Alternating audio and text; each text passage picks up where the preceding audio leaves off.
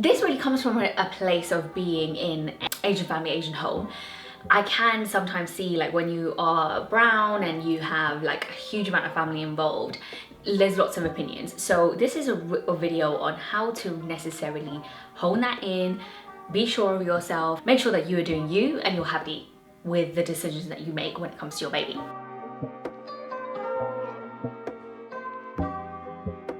Your baby is your baby, it's nobody else's baby. Today I wanted to talk about boundaries and really understanding that your baby is your own, because when you become a first-time mum or first-time parent, you do get overwhelmed and sometimes you can have that lack of confidence when it comes to your kid because you've never done this before. The first thing is really trust your gut. Ultimately, I genuinely believe that there's nobody in this world apart from the mother and the father who really know their kid better than others.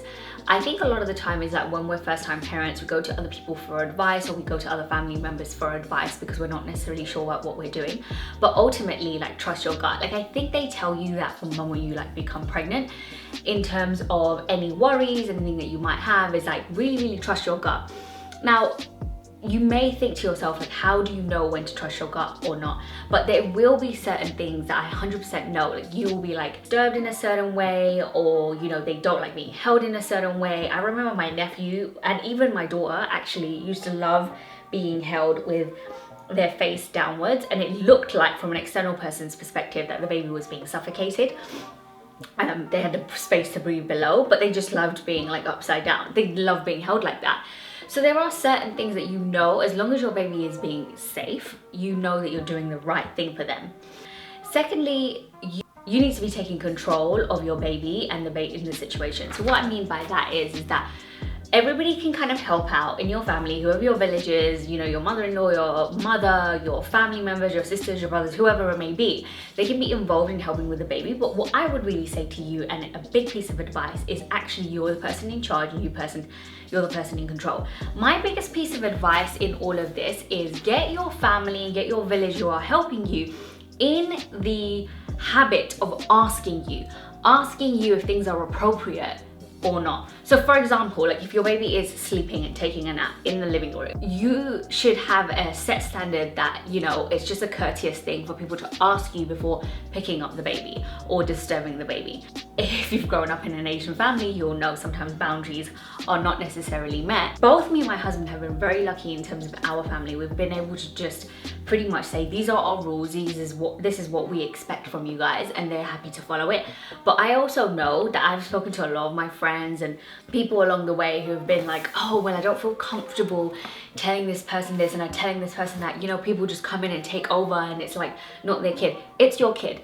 Let me tell you this is the time to be vocal. If you want to be that person who's really respectful and doesn't say anything, fantastic. There is 100 things that I wouldn't have said to my husband, to my in-laws, to my parents, to my family members. But when my kid came along, I was like, nope, I'm not going to be doing that. Like, I am going to be doing what's right for my kid, and set boundaries with people. Set boundaries with them and tell them what they can and cannot do with the baby. You know, there were so many things, for example, back in the day that you could feed babies that you now are not supposed to do. For example, you're not supposed to give any water to the child according to the current NHS guidelines till about 6 months. That was a normal thing to give a baby water before that. So those are the kind of things that we as new parents need to really kind of stick by and educate and basically make sure that these are our rules as our kid, and you guys need to get on board. The third thing is to remember is that when people give you advice about bringing up children, I would say take all that advice on board, 100%. Whether or not you take it and implement it is a different thing.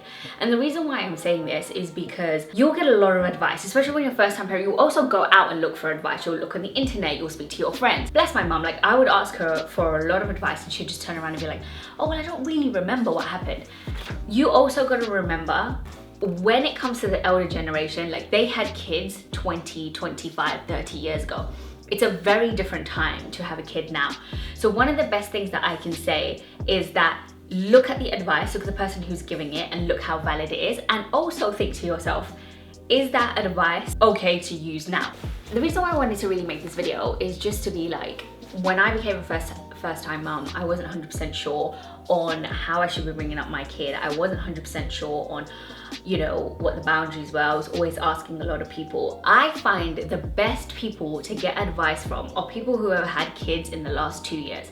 And the reason why I'm saying this is because if you actually even speak to some of the older generation, my mum also said this to me. She was like, when she had me and my sister, we would sit there and like play with a toy. That's no longer the case. Like, my daughter's not one of those kids who just sits there and plays with the toy. She kind of wants you to be around, wants you to be in interaction with her. I definitely think that children are different. Every generation, children are different. I think the best people to get advice from are people who have had children within the last 2 years of your child being born, because the hospital information that they give is more up to date. The medical experience that they give is more up to date. And it's very unlikely that so many big rules and regulations have changed within the last 2 years. So you'll get a good framework of what it will be like to have like a newborn. Secondly, especially if you were in a situation like we were, where we were very lucky to have a lot of people who've had kids before us, one of the best things to do is really evaluate how you want to bring your child up. And then you will be able to figure out from that point what methods and what techniques you want to implement in your newborn or your baby's life. For example, we sleep trained because it was necessary for us after the 4-month regression. It tanked from that point. And we had seen so many couples, and we found personally, this is not a statistic based on any sort of research, but we found that the children that were sleep trained, the parents seemed to be a lot more sort of content, happier, able to kind of manage their schedules, their days, than the parents that didn't, who had bad sleepers. If they had generally good babies, it was fine. I think you don't have to worry about it. But this is just an example of you being able to pick and choose and tailor your parenting.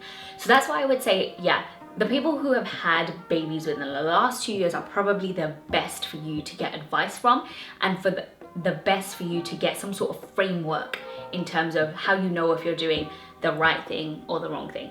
I would say trust your gut, set your boundaries, know that your baby is yours and you set the rules and the regulations. And the best place to get help is from people who have just recently had kids. They've been through it, they've been through the wars, they remember, and they probably have some really good techniques to help you out and for you to feel a little bit more comfortable in that your journey is pretty normal. Anyway, let's chat in the comments below on your thoughts on this video and just everything else motherhood.